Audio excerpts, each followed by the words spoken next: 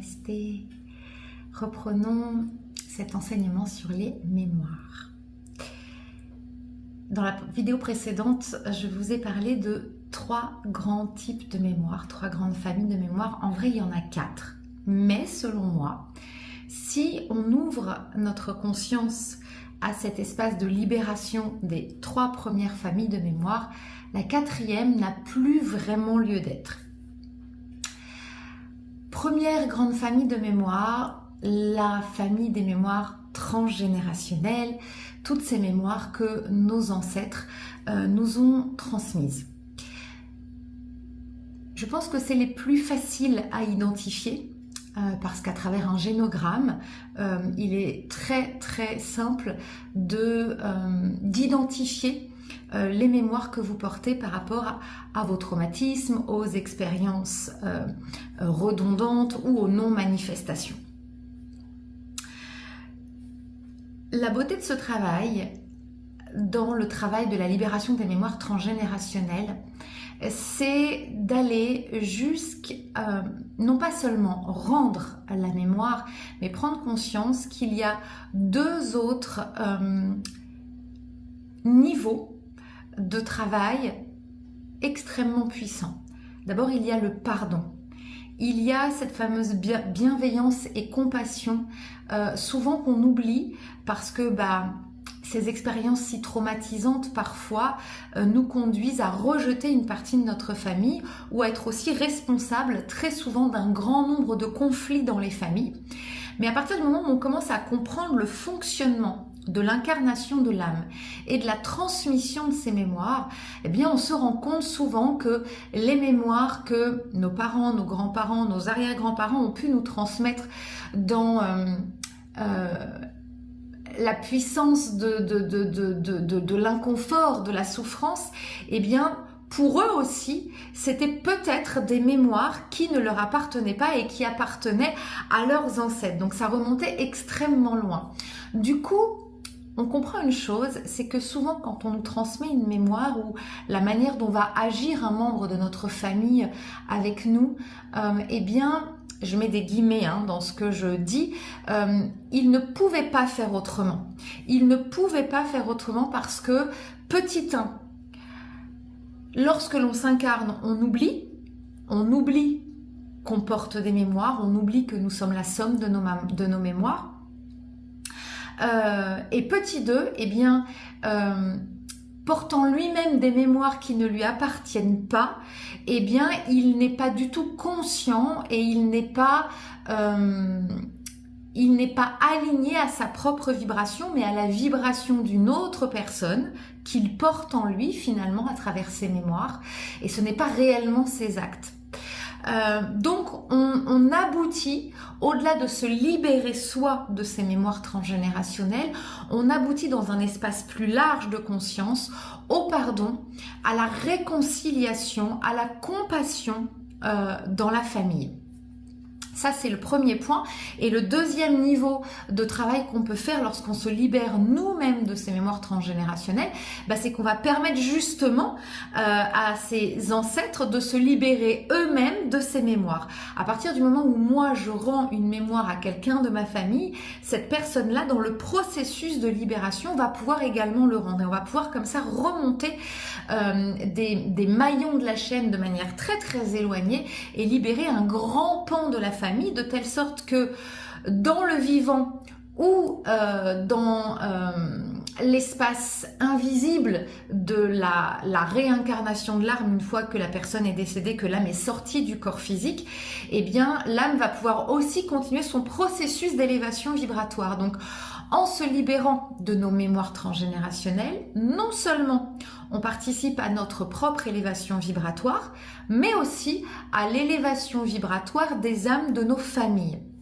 Et lorsque je fais des constellations familiales, J'agis essentiellement en individuel dans les constellations familiales. Je fais très peu de constellations familiales en groupe. Potentiellement, je vous en parlerai peut-être dans une autre vidéo, mais en tout cas, c'est pas le sujet aujourd'hui. Dans les constellations familiales individuelles, lorsqu'on commence à se connecter après la lecture du génogramme à la famille et aux personnes qui sont impliquées, avant même que la constellation ne commence, je peux vraiment vous dire que ces âmes en suspension, parce qu'évidemment, si quand l'âme s'incarne, elle oublie qu'elle porte des mémoires, lorsqu'elle sort du corps physique pour repartir dans son processus d'élévation pour la suite, elle se rappelle. Et là, elle peut voir finalement les dégâts qu'elle a causés, les souffrances qu'elle a parfois même infligées, sachant que c'est absolument pas ce qu'elle voulait.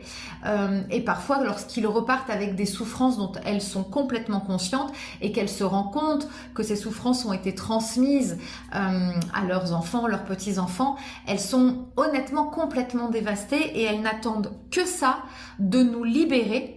Elles ne le font même pas forcément pour elles, pour leur propre libération, mais plutôt vraiment parce que lorsque l'âme redevient âme, elle revient dans cet espace inconditionnel de l'amour. Et du coup, lorsqu'elle regarde d'en haut, j'ai un peu cette image de nos ancêtres qui nous regardent de là-haut et qui se rendent compte de ce qu'on porte, qui est à eux, qui se rendent compte de ce qu'ils ont fait.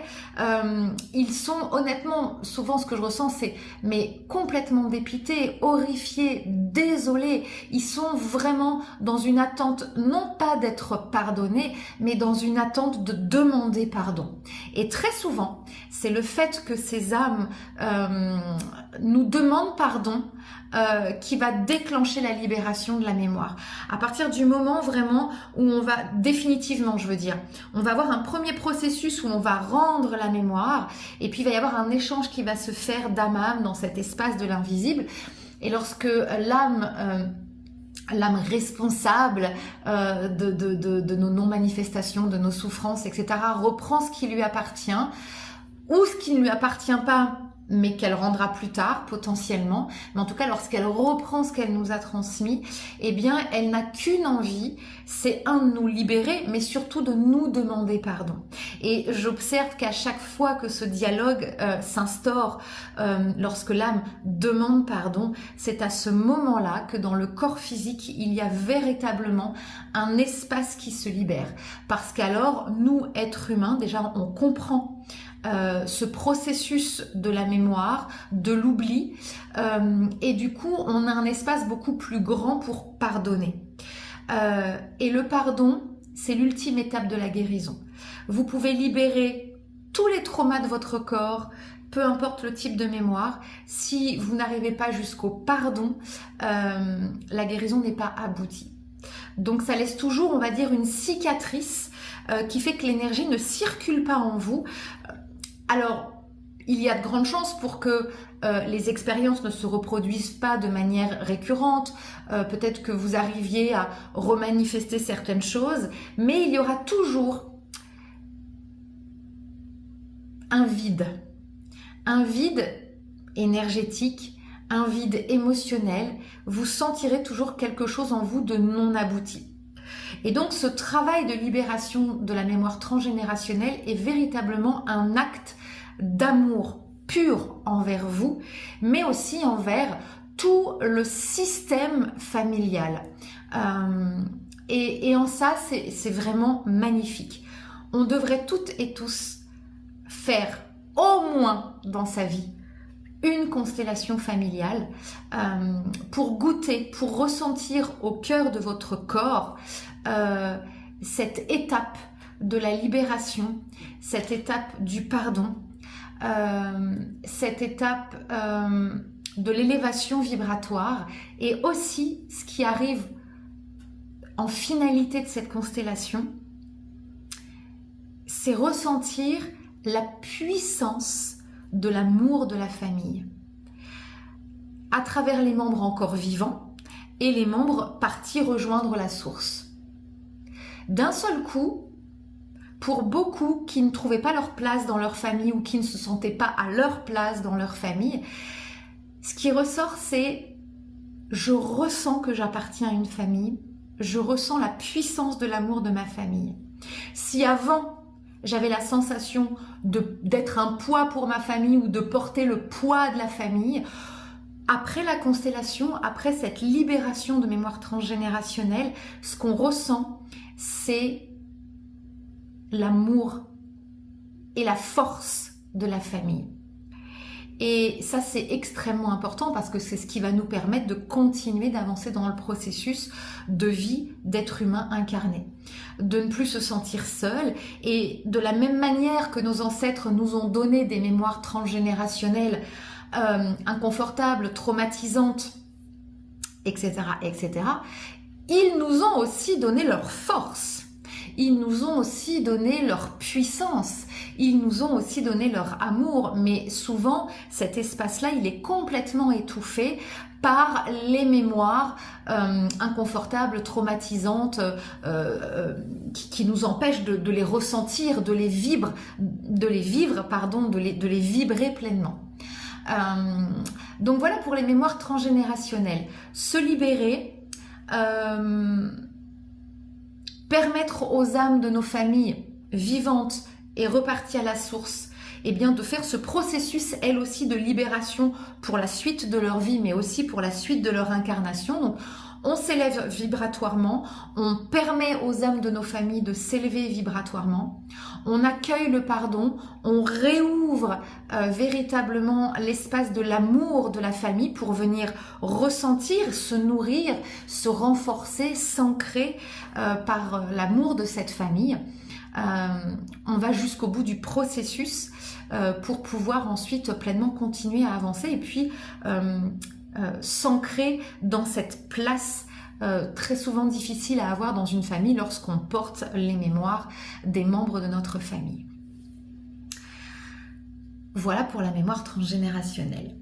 Ensuite, il y a les mémoires individuelles. Alors, dans les mémoires individuelles, je mettrai également ce qu'on va appeler, sous un autre langage, la mémoire karmique. Et là, je vais faire un point sur ce mot de karma. Karma, en sanskrit, ça veut dire dette. En aucun cas, il y a une notion de bien ou de mal. Je t'ai fait du mal, donc à un moment donné, je vais payer. Ça n'a absolument rien à voir. Il n'y a pas de notion de bien et de mal. Il y a une notion de dette en termes d'équilibre énergétique, d'équilibre entre le donner et le recevoir. À partir du moment où j'ai activé une action, où j'ai établi un mouvement énergétique ou dans le donner ou dans le recevoir, il faut qu'il y ait la même chose de l'autre côté. Si j'ai donné, il faut qu'il y ait une énergie de réception du recevoir. Si j'ai reçu, il faut qu'il y ait une énergie de donation, d'accord? Et s'il y a juste un seul mouvement, alors ça crée une dette karmique. Cette dette, cette mémoire individuelle ou cette mémoire karmique, ça va donc être de manière générale des choses que j'ai vécues dans d'autres vies, dans d'autres espaces-temps. Alors on parle souvent de vie antérieure, mais je rappelle qu'il n'y a pas de vie antérieure, il y a des vies parallèles sur des espaces-temps parallèles, d'accord? Et je fais un petit aparté sur ce thème de la mémoire de la vie antérieure ou parallèle. Je crois foncièrement qu'il n'est pas du tout propice, utile en tant qu'être humain d'aller chercher à réactiver nos mémoires, nos vies antérieures. Souvent, sur les réseaux, je vois beaucoup de gens qui proposent la lecture de nos vies antérieures, etc. C'est quelque chose qu'il ne faut pas faire. J'aime pas trop parler de il faut pas, ou tu dois et tu dois pas, mais de manière générale, on nous invite à ne pas le faire. Parce que d'abord, ça peut complètement vous traumatiser dans votre propre schéma d'évolution dans cette vie, en fonction de ce que vous faites ailleurs. Et si vous êtes bloqué, traumatisé par une révélation de ce que vous pourriez faire dans une autre vie, eh bien ça vous empêche d'avancer dans celle-ci. Or, tout ce que vous faites dans cette vie, pour élever votre taux vibratoire, pour redonner à votre âme son potentiel pleinement d'exploitation, de manifestation, de déploiement. Vous utiliserez tous les termes que vous voulez. Tout ce que vous faites ici va avoir un impact sur les autres vies. Donc il ne faut surtout pas que vous soyez bloqué par une information. Imaginez que dans une autre vie, vous apprenez que vous êtes une tueuse, un tueur en série, ça peut être extrêmement traumatisant, vous allez culpabiliser et ça ne va pas vous aider à manifester ici et à guider votre guérison. Ce qui est important, c'est de savoir quelle mémoire vous portez ici pour vous en libérer, parce que plus dans cette vie votre âme va s'élever, plus elle va pouvoir avoir un impact sur les autres vies en parallèle. Donc ça, c'est le premier point. En revanche, si vous devez avoir accès à cette information, elle vient à vous. À un moment donné, à travers un rêve, à travers un travail, à travers un voyage. Mais ce n'est pas à vous d'aller chercher l'information. L'information va peut-être venir à vous à un moment donné parce que vous en avez besoin sur un travail de libération que vous êtes en train de faire. Petit aparté. Donc, mémoire individuelle, mémoire que l'on porte, avec laquelle on est venu s'incarner. Donc, de dettes karmiques, de choses qu'on a faites dans d'autres vies et que nous n'avons donc pas résolues. Ça peut être des mémoires traumatisantes, par exemple dans une autre vie, j'ai vécu la violence conjugale et je suis décédée sous les coups de mon conjoint.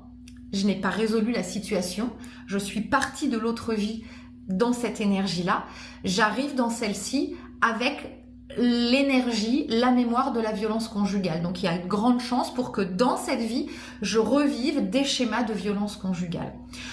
Donc si je m'attache à libérer dans cette vie la mémoire de la violence conjugale, il y a de grandes chances pour que ça puisse avoir un impact dans l'autre. Il n'y a pas aujourd'hui de preuve de tout ça, mais en tout cas ce qui est important, c'est ici et maintenant pour l'élévation de votre âme dans cette incarnation et dans les autres. Passé, avenir, futur.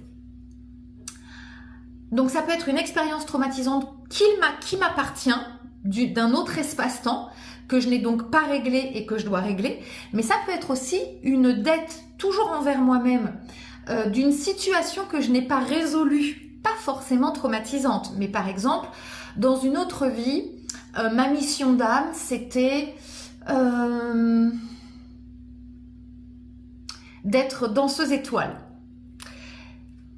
Et puis j'ai abandonné en chemin parce que j'ai rencontré un homme, que j'ai fondé ma vie avec lui et que j'ai abandonné mes rêves, mon rêve et ma mission d'être danseuse étoile pour fonder une famille dans cette autre vie.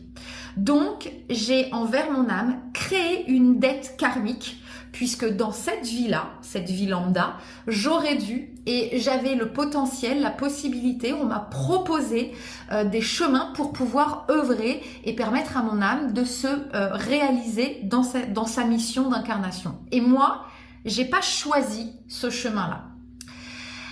Du coup, dans cette vie, il y a de grandes chances pour que se représente à mon âme cette mission de nouveau de pouvoir être danseuse étoile et de devoir aller jusqu'au bout. Par exemple, bon, je prends un truc qui n'est pas forcément douloureux, qui est plus un chemin de vie, d'accord? Donc, une dette karmique envers moi-même sur quelque chose que je devais réaliser, une mission que j'avais à réaliser dans une autre vie que je n'ai pas faite. Et pour le coup, c'est quelque chose qui se répercute dans les incarnations suivantes. Alors ça peut aussi nous aider sur ce chemin de la guérison en se disant, alors finalement, parce que activer un chemin de guérison, ça peut être très douloureux. Je reparlerai de ce mot de guérison.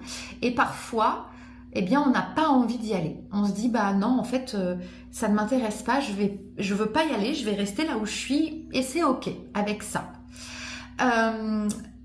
Eh bien, ça peut nous retirer cet espace de culpabilisation. Ça se dit culpabilisation? Je sais pas. De culpabilité, c'est mieux. Ça nous retire cet espace de culpabilité parce qu'en fait, si on ne réalise pas dans cette vie la mission de notre âme ou notre chemin de guérison sur certaines de nos mémoires, eh bien on sait qu'on se crée une dette karmique avec nous-mêmes et alors ça se représentera dans les autres vies. Par exemple, si je reprends mon expérience douloureuse de la violence conjugale, je ne l'ai pas résolue dans une autre vie, j'arrive dans celle-ci avec la violence conjugale. De la même manière, je me laisse happer par cette violence, je ne vais pas chercher à aller me libérer de cette violence. Eh bien, dans la prochaine, certainement que ça va encore se reproduire jusqu'à ce qu'à un moment donné, véritablement, je m'attelle à me libérer de cette mémoire. Donc, une dette karmique, ça peut être envers soi-même, dans des espaces traumatisants ou simplement dans des espaces de non-manifestation, de mission de vie dans lesquels on n'a pas été par peur, souvent c'est par peur ou par non-choix, très clairement. Et puis ça peut être une dette karmique envers quelqu'un. Par exemple, et ça arrive, les relations karmiques. On avait par exemple une relation de couple avec quelqu'un dans une autre vie. Et puis on a dû mettre fin à cette relation, peu importe les raisons, alors que cette relation aurait dû perdurer. Eh bien, il y a de grandes chances que si on n'a pas été au bout de l'histoire avec cette personne dans l'autre vie, eh bien cette personne, on la retrouve dans celle-ci pour finaliser l'histoire. Et souvent, les personnes avec qui on a une histoire, qu'on dit une histoire karmique, ce ne sont pas des histoires qui sont faites pour durer, ce sont des histoires qui sont faites pour finaliser un processus, aller jusqu'au bout de ce qui n'a pas été dans une autre vie. Et lorsqu'on a été au bout du bout, l'histoire s'arrête. Ça peut être aussi, dans une autre vie, quelqu'un m'a prêté de l'argent pour acheter une maison. Donc, il y avait un déséquilibre entre le donner et le recevoir. Donc, si cette personne m'a donné de l'argent, peut-être qu'il y a eu un contrat dans lequel je lui disais que j'allais lui rembourser. Peut-être qu'elle m'a dit non, laisse, je te l'offre. Tu me rendras un service à un moment donné où j'en aurai besoin. Et dans l'autre vie, vous n'avez pas pu lui rembourser l'argent ou vous ne lui avez pas rendu service quand elle en a eu besoin parce que vos chemins se sont séparés, peu importe. Et bien là, vous créez une dette karmique et il y a de grandes chances pour que dans cette vie, vous retrouviez cette personne sous un format peut-être un peu différent et qu'à ce moment-là, eh bien, il y ait quelque chose entre vous qui s'établisse de telle sorte que vous deviez la soutenir, être là pour elle, l'accompagner, en tout cas pour combler ce déséquilibre entre le donner et le recevoir.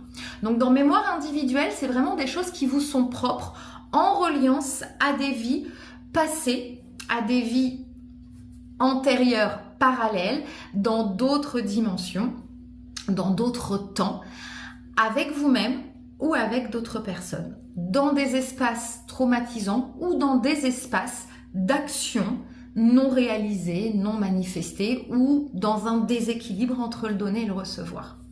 Mémoire individuelle. Comment on peut se libérer de ces mémoires? Alors, honnêtement, il y a deux manières.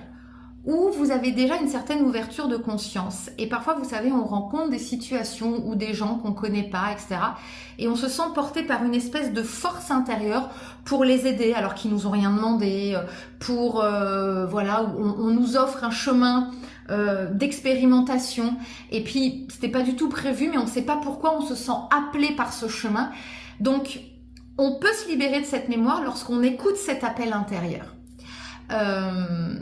Et donc, ça nous invite à être à l'écoute de ce qui se passe en nous, quand bien même on ne comprend pas trop et qu'on n'arrive pas à donner un sens, on va dire, acceptable, compréhensible par le mental. C'est là, c'est en nous, c'est inexplicable et on doit y aller. Voilà.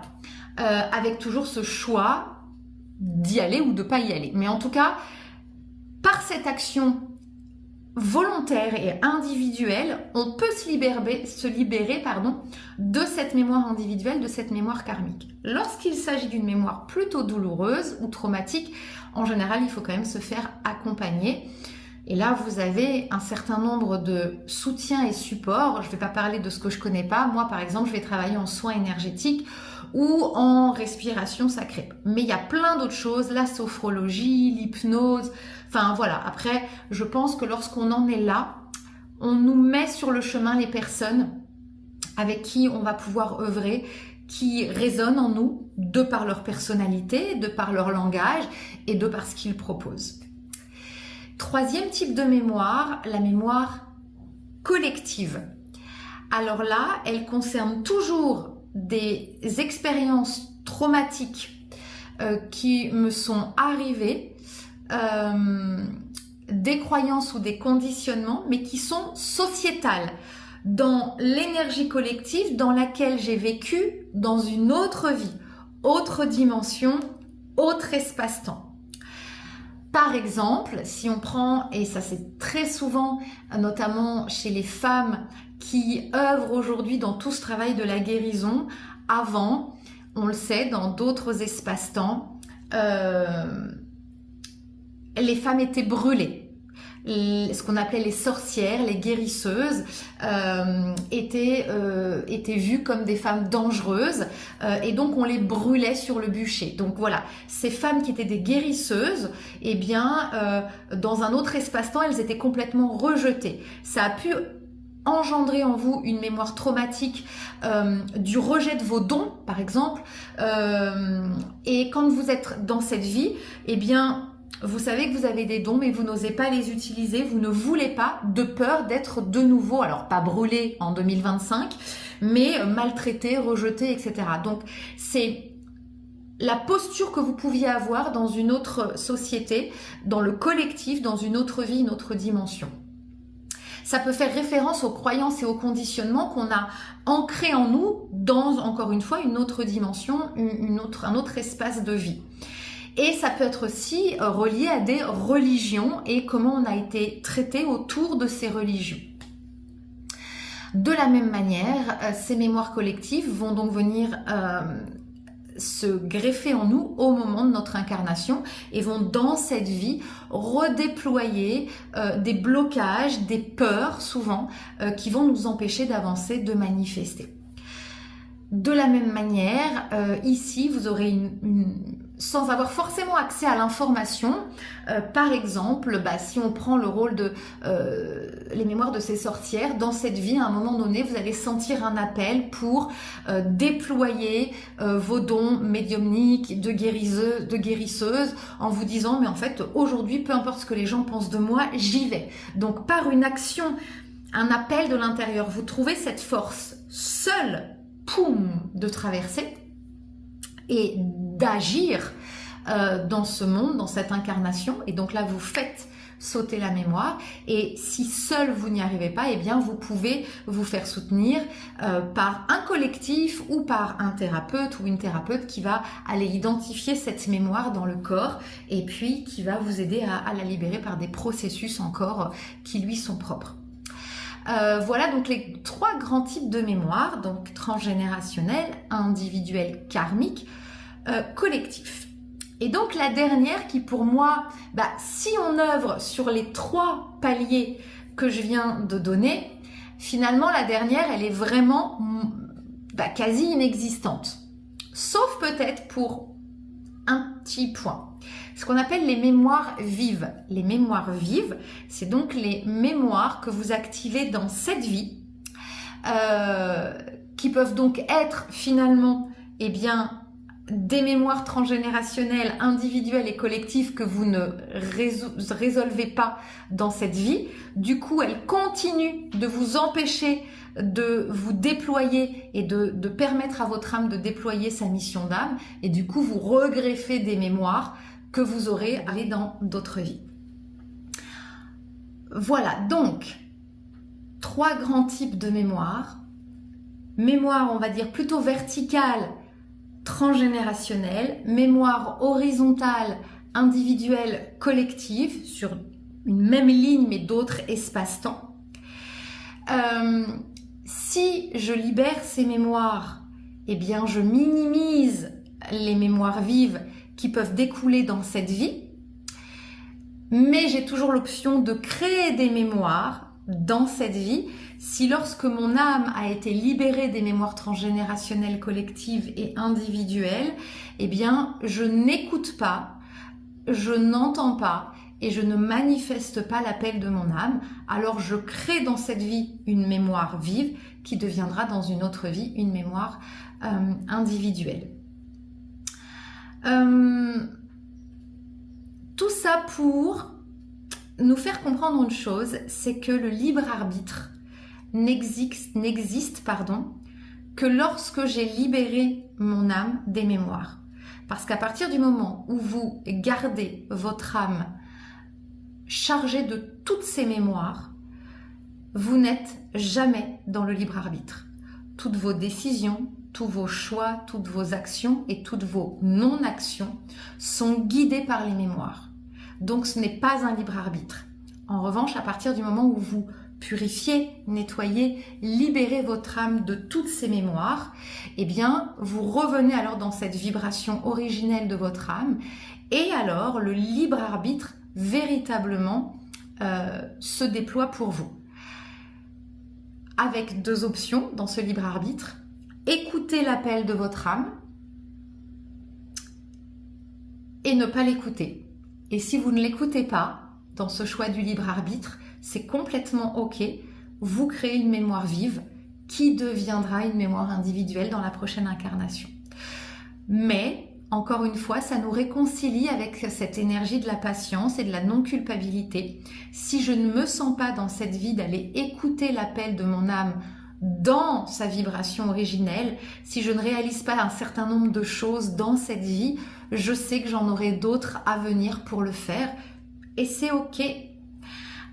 Donc ça déploie aussi pour nous envers nous-mêmes, de la compassion, de la douceur, de la résilience, de la patience. Bien sûr, est-ce qu'on peut dire il serait mieux d'aller jusqu'au bout du processus? Oui, mais si ça ne le fait pas, c'est ok aussi. Soyez doux et bienveillant, voilà. Soyez doux et bienveillant envers vous. Demandez-vous où vous en êtes dans le processus. Est-ce que vous en êtes encore à agir avec toutes ces mémoires? Est-ce que vous avez déjà activé un certain nombre de libérations de certaines mémoires, mais pas de toutes? Est-ce que vous avez décidé de vous arrêter là et c'est ok, la suite pour une prochaine vie et on l'assume, on l'ancre et on est bienveillant avec ça?